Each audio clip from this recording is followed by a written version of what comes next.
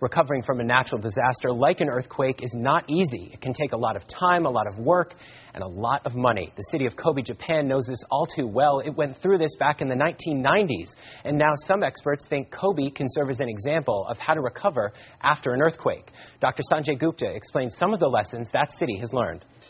What we're experiencing here is a 6.9 magnitude earthquake. What they'll tell you to do is go into the corner of a room, structure the most sound, stay away from glass as much as possible.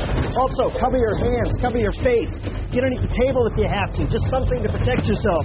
Of course, all of this is just a simulation, and that's what you need to do as an individual. But given that so many people live in urban centers all across the world, how do you recover and rebuild after something like that? It's exactly the question they were asking themselves in Kobe, Japan in 1995.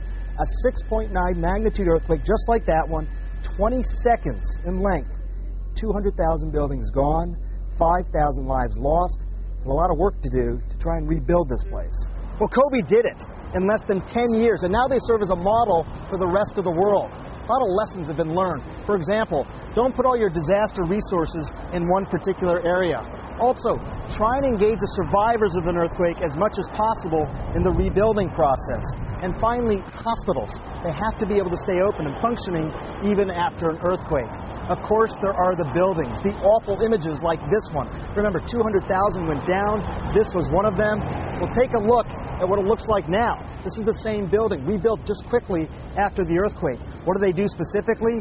They use materials here to try and isolate this building from the ground and the shaking that accompanies an earthquake.